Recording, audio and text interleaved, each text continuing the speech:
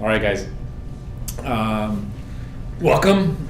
For those that don't know me, my name's Roger Davis. I manage Blackwell Consolidation, our reefer division.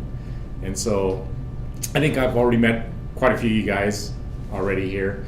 But I just want to, let's start by, just going around the room, introduce yourself, what division you're going into, if you want to say where you're from or who, where you come from, that's okay too. But let's start here. Kurt Boyer,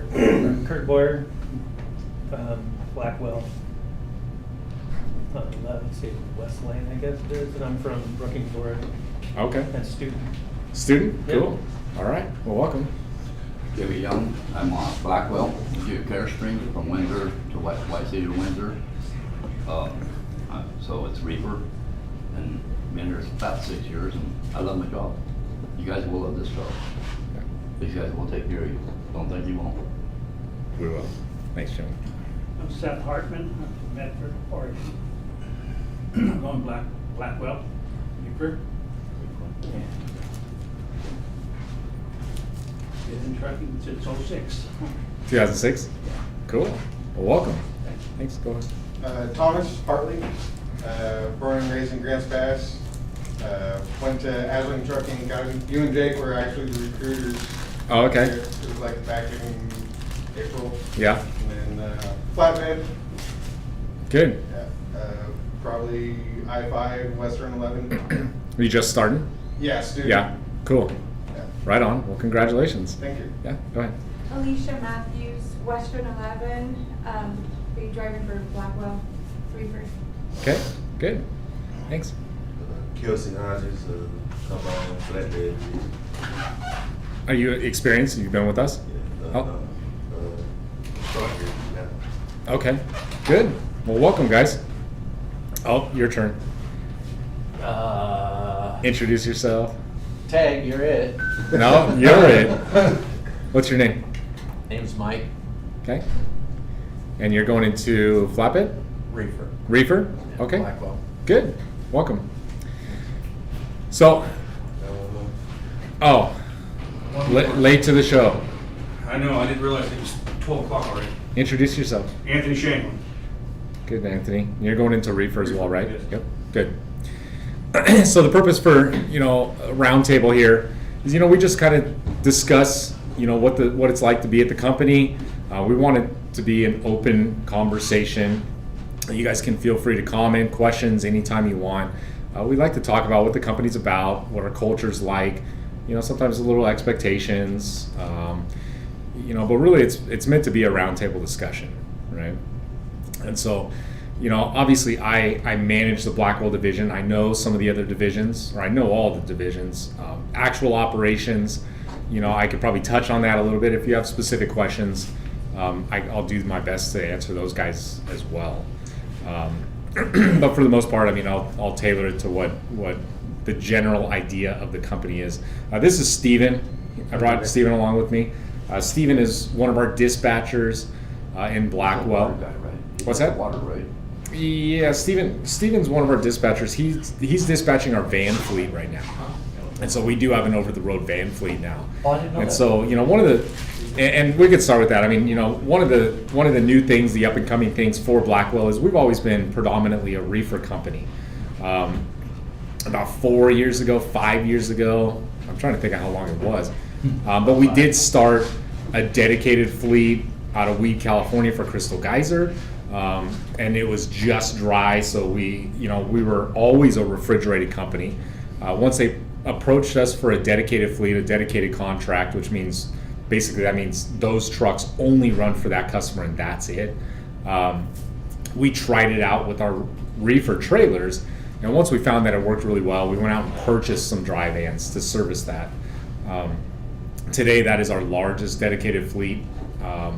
And so we kind of ventured off, thinking we were going to go OTR as well. So we purchased some additional dry vans and we started an OTR division for dry vans. That's fairly new to us. It's been very successful so far, and Steven dispatches that entire fleet for us. So that is new for this year. Having a dry van fleet on the West Coast is tough. You know, I mean, there's a lot of competition. There's a lot of dry vans out there, but you know, for sure, out on the road, there's probably more dry vans on the road than there is any other type of equipment combined. And so it's really natural for a company, especially somebody that's operating refrigerated trailers, to also operate dry vans. Oftentimes that kind of comes hand in hand with the customers. Most of our customers, if not all of our customers, have both refrigerated and dry freight.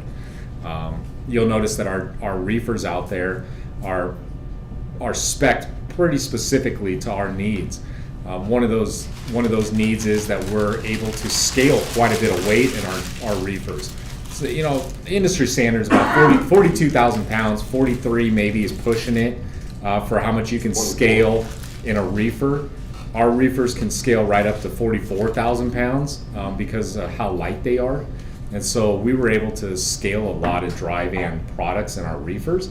But obviously it doesn't make much sense to do that because rates for a refrigerated trailer are higher than a dry van. So we went ahead and bought some dry vans. Our dry vans are also spec'd differently. We can scale right up to 46,000 pounds in our dry vans, and we can do almost 47 if we're not in California. So it's give us some unique opportunities. So they give And us a so- little leeway too on that. What's that? They give us a little leeway. Gives us a little leeway. I mean, most people scale up to about 44,000 pounds in a dry van. So it gives us a couple thousand pounds that we can kind of play with from being Get overweight. that little extra. Yeah, just get a little extra. So that is pretty new for us. We're going to continue growing this year and into next year. Today, Blackwell's got 185 tractors in this fleet. By far, that is the largest fleet in combined transport, and by quite a bit today. Our goal is to continue growing. You know, the demand in the industry has shown that, you know, the freight's there. You know, obviously, if anybody's, you know, acute to what's going on out there, it's an interesting freight market, by like a lot. You know, a lot of guys are really short freight. It's been really, really slow the past 6-8 months. You know, post COVID, you know, where you come out of COVID, you know, between 2020 and 2022, which posed to be some of the best rates and best capacity out there. Customers had a ton of volume, and so we saw a huge influx in motor carrier numbers, meaning a lot of guys were going out there starting their own authorities. And so they saw all this money to be had, and they said, you know, I want a piece of that pie. So they go out and buy a truck. They got their brothers and their cousins to buy a truck, and you know, it was really, really good for a couple of years. Made a ton of money. The problem is when you don't have the cash flow to back that up, post-COVID, and the rates and the volume starts to tank, we're seeing a lot of those companies go back out of business now. Now that poses some unique opportunities for companies like us to get into the door with some new customers, and so we have brought on quite a few new customers from that. So luckily, you know, obviously being a stable financially stable company like ourselves, we're going to be able to weather that storm, and in fact we'll actually come out better because of it. So a lot of the experienced drivers will see that, you know, we're starting to pick up a lot of new freight, and you know, the freight is just, it's different, right? We're trying to approach freight all the time that's better. I mean, that's the mentality that we're always trying to be in, is just a little bit better, right? You know, our freight that we're hauling is typically for the drivers. You know, obviously we got to be able to make money on it, but it's also got to suffice what our drivers' needs are too. You know, I've always had the mentality when I go out there and solicit freight, when I go out there and look at contracts and I start to negotiate rates, is it has to be a balance.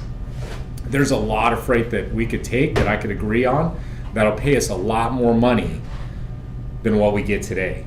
But you'll find that we don't haul that freight because it's not beneficial to you guys as drivers. Again, when I go out and solicit freight, I'm very specific with what freight I look for. You know, so much so that I recently had what we call a bid. It's called an RFP, or request for pricing, from a very large customer.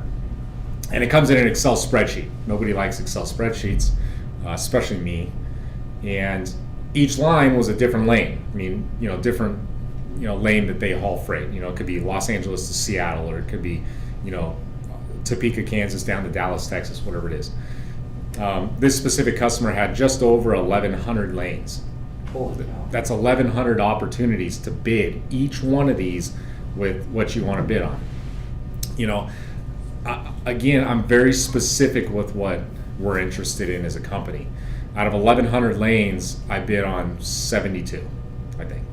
Wow. And so obviously, the vast majority of this customer's freight, I wasn't interested in.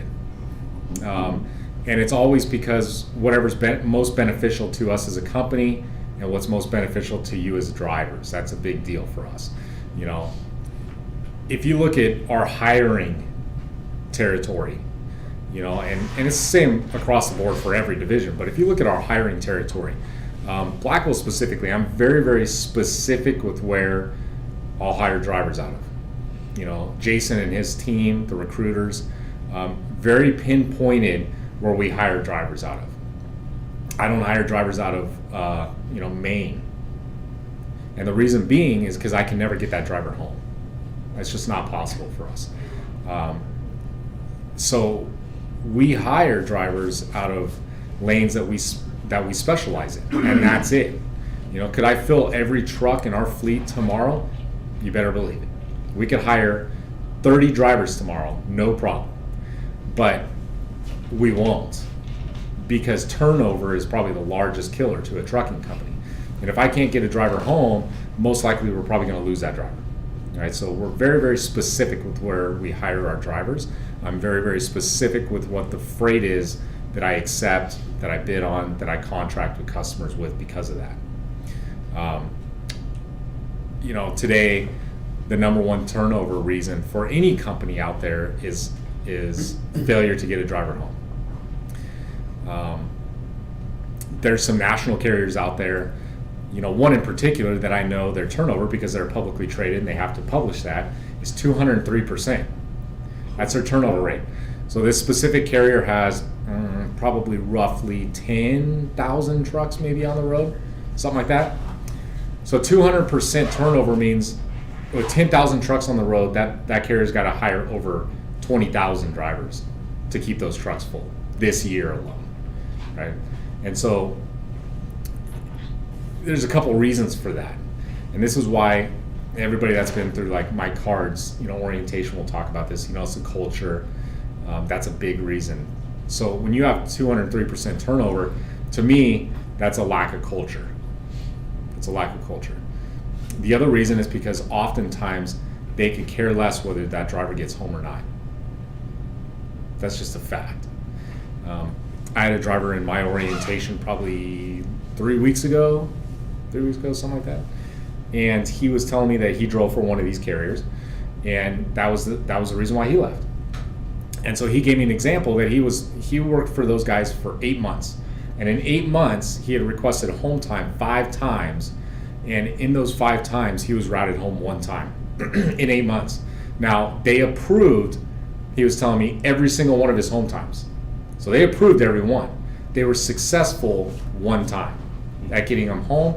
And that 1 time that they were successful getting him home, he was 8 days late. And so, to me, that's a complete disregard on the needs of a driver, right? A complete disregard. Do we get it right every time? No, we don't. Do we get it right probably 90% of the time? Yeah, we do. And if you're late to being home, and because I do the driver time off for my division, and I also have to adjust the driver's time off if something changes. And so oftentimes probably the worst I've seen is like a day late or a day early. I see more drivers get home early than I do late. Would you agree with that? It happens more often for me. Drivers get home a day early. Yeah. And so I'm okay with that, There's times And if you want to come out, a day early, or excuse me, if you want to come back to work a day early, fine. If you don't, well, that was on us, right? You're entitled to that time off. And so I'd say a good 90% of the time we can hit our mark. And so, and to be honest with you, I come down on the dispatchers pretty hard for that. It's like, how did you not get this? Like, right, the driver requested this 2 weeks ago. Like, we need to get them home on time. And so obviously freight wise, that's tough, right? And to be 90%, I would say that the dispatchers are doing a pretty damn good job at that. You know, they're arranging the freight in order to hit that mark. Okay, so, you know, I know that's a little bit different. Now I'm speaking of reefer. I think flatbed does a pretty good job at it. You know, Jake, you know, it's a little bit different once you start getting into heavy haul. Is anybody in heavy haul in here? You are? Yep. So it is a little bit different because now we're up against, you know, different jurisdictions in heavy haul, permitting, you know, a lot of times escorts, you're waiting on crane appointments. What do you drive? 9-axle. 9-axle? So you got to go through this all the time, right? Well, last permit load consisted of 4 highway patrol officers. Yeah, so half of 3 weeks waiting on them. yeah, well, that's big. You know, I mean, I remember back when I used to broker multi-axle freight. You know, that's true. I mean, you could go. It's not uncommon once you get into the big super loads. You know, where you could have 1,000-mile run that could take you 2 or 3 weeks to complete. You know, where you guys driving for me, 1,000-mile run, like you better be there in 2.5 days, right? Overnighter. Yeah, I mean, it's like get trucking. But you know, I know that we're really cracking down on that home time too for even heavy haul for Scott's fleet. You know, it's really important, and Scott understands that. We've talked about it many times. It's like, what can we do different? You know, how can we do this different?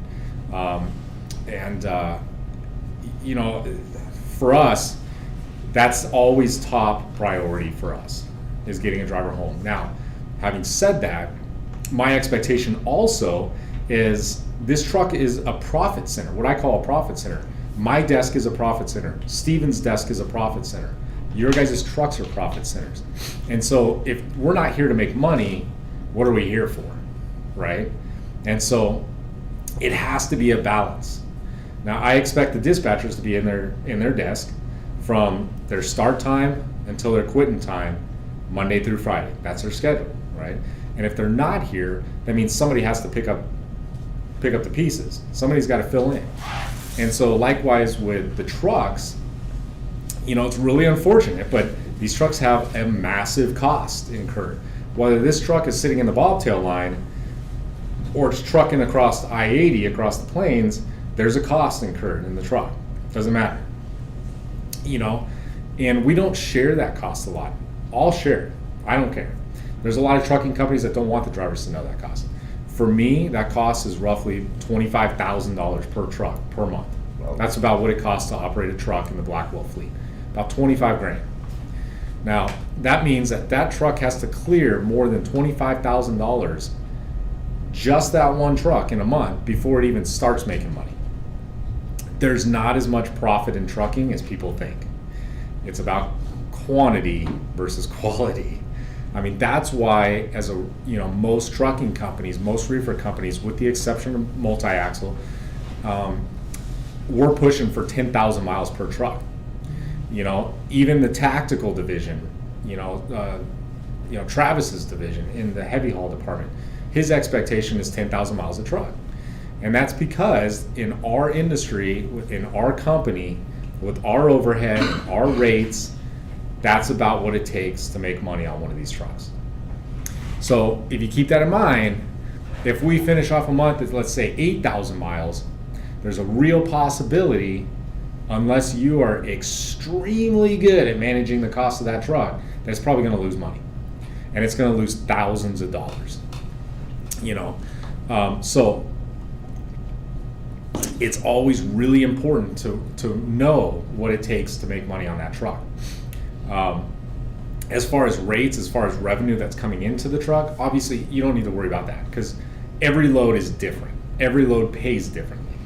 But at the end of the month, 10,000 miles will net you in the green every time, unless there's some sort of catastrophic event, But that's our goal, 10,000 miles.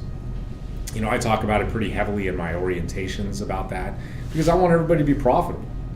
There's going to be times where you're not profitable. It's inevitable. You're going to lose money on the truck. You're not going to get a phone call from me. You're not going to get a phone call from my card. Because we understand that there's going to be months where it's not going to happen. If it becomes habitual, that's when we start. Let's figure this out. Let's lay it out. Let's see what's going on. Why are we not making money on the truck? But I want you guys all to make money. I don't want to go to work every day pro bono, for sure. Right? I'm here to make money, and I know you guys are too. And so for us, that's kind of the benchmark. Right? And so when we start talking about time off, while I want you guys to have time off, we need to be managing that time off on the truck. And so when I say this, I say this because we offer time off in multiple different ways. Obviously, you guys are going to accrue PTO, paid time off, right? That's your vacation time. And so be aware how much vacation time you have. After a year, I think, what is it, a week after a year? So know that. Now, you get, depending on the lane that you're on, it's 4 weeks, 4 days for OTR drivers, right? So you're out for 4 weeks, you get 4 planned days off. On top of that, we do route throughs, right? That's routing through your house. Now, going back to what I was discussing about the way I design the lanes and our hiring areas. The reason why I do this is because I want you guys to be able to route through home, okay? I bet if I had a show of hands, I bet you everybody that's in here lives on the West Coast, right? Everybody? Yeah, maybe not you back there, but. I do. Oh, do you? Okay. Okay. So most likely everybody lives on the West Coast. If you'll see, if I could draw a map of the United States and show where all of our freight is, all of our lanes are, you'll notice that, and I can make that moving graph, right, where the trucks are going like this, you'll notice that all of our lanes are always going out and then coming right back and either up the West Coast or down the West Coast, one of the other ways. The reason why I do that is because that allows you guys the opportunity to be routing through home whenever you're out here. Okay, some guys don't want to go home. I have some drivers that land at home, sleep in their own bed twice a week, coming through the house. So I'm one of them. Some guys don't want to go home. That's fine. Some guys, other halves don't want them home. I get that too sometimes. We'll have a driver that goes home for vacation for a week. He's like, yeah, I'm going to come back early. Oh, everything all right? The other half told me it's time to go back to work early. So, but anyways, the freight is designed to always be coming back, always be going out, okay? One thing that we don't do here is we don't micromanage the drivers. I will not micromanage our drivers. Again, if you walk into the dispatch office, which everybody has, you'll notice that the Blackwell dispatch office isn't huge. There's not a ton of people sitting all over the place dispatching trucks. In fact, I have 4 fleet managers. 5, I guess, with Steven. 5 fleet managers for nearly 200 trucks. We don't have the resources to be constantly micromanaging the drivers. What are you doing? Where are you at? Where are you feeling? What's your routing? What's your hours look like? We don't have those kinds of resources. Not that we don't have the ability, we absolutely do, but we don't have the desire. And so who we're hiring is we're hiring professional truck drivers. If you're a student, we're going to train you how to be a professional truck driver. What our assumption is that you know how to operate the truck, you know how to operate your time, you know how to manage your costs, and we're going to allow you the opportunity to do that, right, to the best of your abilities. I like to say, if I give you the keys to the truck and say, congratulations, this is your truck, and by the way, any costs incurred you're going to pay for yourself, you'd probably spend money a little bit differently, right? You'd be looking at the fuel costs a little bit ahead, where am I buying fuel at, and stuff like that. Well, I want you guys to be able to do that as company drivers too. That allows us a lot of opportunities to give raises, to be buying newer equipment all the time because we're saving money. But on top of that, we don't want to manage your time either. And so if you've gone through my orientation, which everybody has, you'll know that my expectations are tiered, right? Safety is number 1, timeliness is number 2, right? Mileage is number 3, and communication is number 4. And so I want you guys to be on time. Unlike a lot of flatbed freight or heavy haul freight, 100% of our freight is appointment based. So when they say 3 a.m. delivery, they don't mean 3:30 a.m. They don't mean 2:30, they mean 3 a.m. And if you show up at 3:30 a.m. and not 3 a.m., it could be a $1,000 late fine before they even touch your truck. Pay me or I'm not unloading you.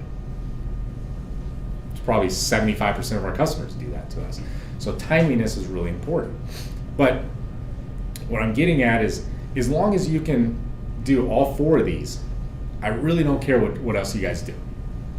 So if you can load in LA and you live in Fresno and you're delivering in Seattle and you can route through home and take your tin at home and re-gear your truck, do your laundry, eat dinner, sleep in your own bed, get back in the truck and still make delivery to Seattle on time, fine. Don't even ask, just do it. It's encouraged. It's encouraged. I want you guys to do that. We design our lanes to do that kind of stuff. You don't need to ask. Where it becomes a problem is if I see 18 hours later you're still in bed, right, and you're in Fresno, and our delivery in Seattle is in 11 hours, and we can't make that in one drive shift. Now we got a problem, right? And we'll give you a pass. Obviously, nothing's going to happen the first time, and we're going to say, hey, what happened? Like, what are you doing? We can't take 18 hours at home. You got a 10. We got to get back on the road. And if you do that consistently, then by all means, it's fine with me. Okay, so we design our lanes like that. We want the drivers to have more home time, more given home time, more PTO, as long as we take care of the truck and we take care of the customer. Because no matter how much we want to say this isn't customer service, this is trucking, this is absolutely customer service. Everybody in here is in customer service and sales. Everybody. Myself, you guys. I mean, the way you guys represent the company is sales. How are you representing the company? Because the driver can either keep the business or lose it. Yes.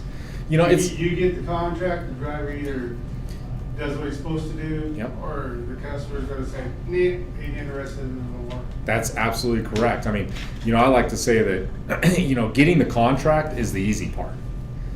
Sometimes it takes a long time. I just got that contract that took me over a year to get. Oh, wow. But the reality is that's the easy part. It's maintaining and upholding that contract. That's the hard part. I can go out and pitch a good game all day, every day. I mean, I could even, lie through my teeth and get, the customer. But if we can't back it up on a daily basis, you're just going to lose it. You know what I mean? And,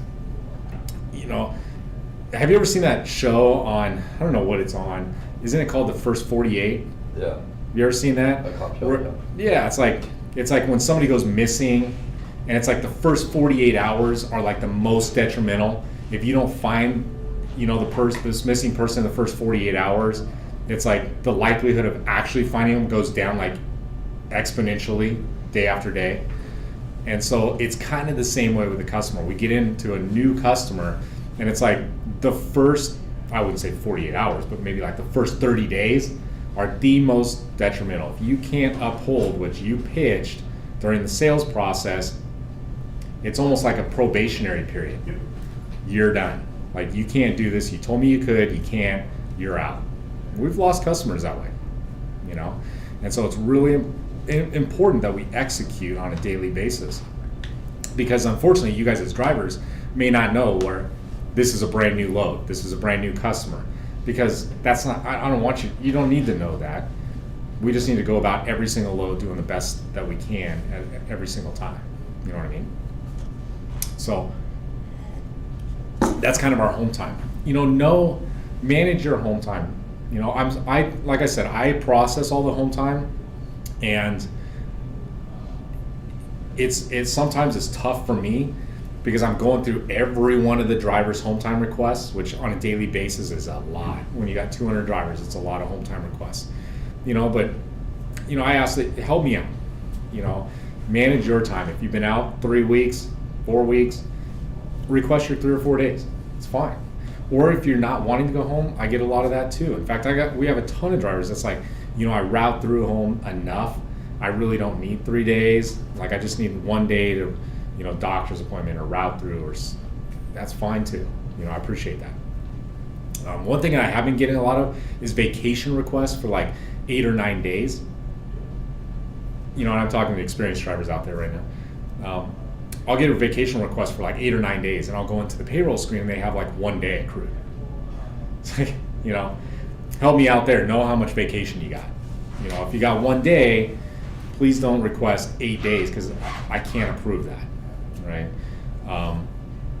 But we always do our best anytime to get any, you know, vacation or time off approved. If we have to adjust it, I'm not just going to do it. Or at least my drivers always know that I'm always trying to make a call. If it's not me, Deb helps me out, which is another dispatcher of ours. She's my operations manager. She will help do time off as well for me. But we always try and reach out to the driver and say, hey, could you do this instead of this? You know what I mean? It's a conversation. It's definitely a conversation for us. It's never just blanketed reject, you know?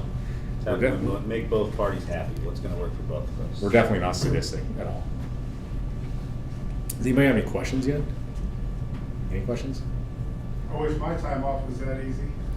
Your time, yeah, well, your time off, yeah, requires a lot of routing. No, they fly home. Oh, fly you home, yeah. You know, to be honest with If you, I'm somewhere where my time off comes, they'll fly me home. yeah, I've done that too. To be honest with you, I mean, for us, I should, But we stay out for 3 months at a time on the Right. way home side. Yeah. And we take 2 weeks off in a row. yeah, It's all paid to our salary, right, which makes it nice. yeah. I couldn't do this 3, 4, 5 o'clock morning stuff anymore. I used to, but Yeah, it's not. I've been real low for 26 years. I haven't touched a reefer since. I forget how to turn it on. You'd be surprised, you know. I mean, the schedules are so tight anymore. You know, Walmart goes down to the minute. You know, it is not uncommon. Walmart is the worst to go into. Oh, If you're a minute early, they tell you go to the end line. If you're a minute late, they say come back tomorrow. Unless you're us, because I have contracts for drop trailers. Right. I have a 24-hour window. Yeah. But Oh, that makes it nice. when you have live loads, it's not uncommon to see a Walmart load at like 4:36 in the morning. Yeah. It's like, why not just 4:30?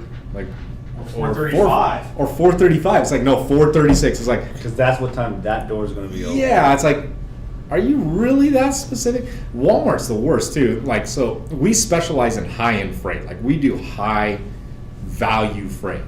And so a reefer company typically holds like $100,000 in cargo. 200,000 on the top end. That's like industry standard. We carry $1 million, right? So, and oftentimes 10 times the amount of cargo coverage that most other companies carry, right? And so that opens up a lot of opportunities. Walmart doesn't charge us late fees. They charge our customers late fees. And so if we're late, they charge the customer. And so, and the way they charge the customer is 3% of the gross invoice of the product, not the freight, the product. So, which means if, you know, a regular reefer company is out there and they haul $100,000 worth of product, they charge them $3,000 for a late fee. Wow. Well, if you look at us, we're hauling stuff that's $500,000, $600,000, $700,000. The late fees are substantial, right? You're now talking $10,000 late fee, and so that's why some customers like our this new customer that we ship out called John B. Sanfilippo. I can barely get the name right, but John B. Sanfilippo. This is a huge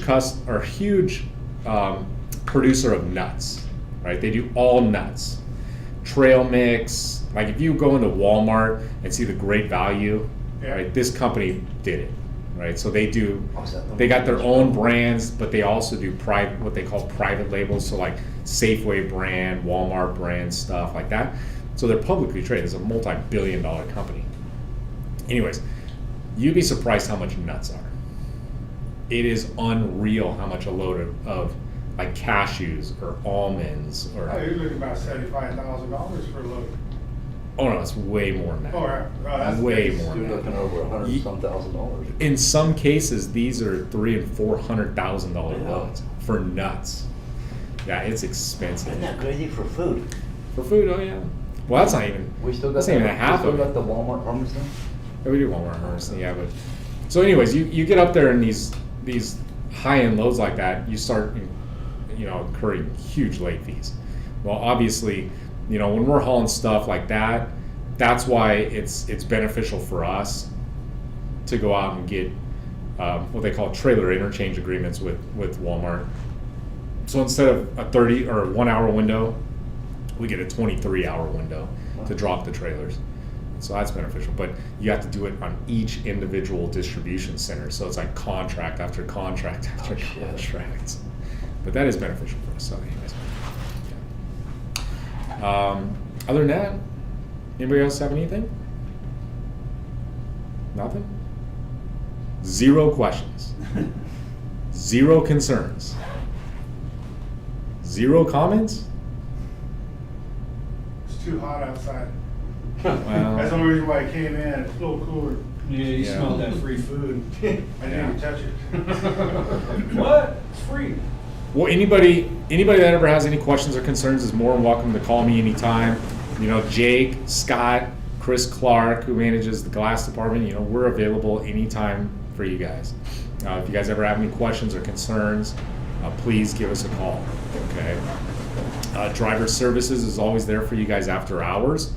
On the weekends, they're 24/7.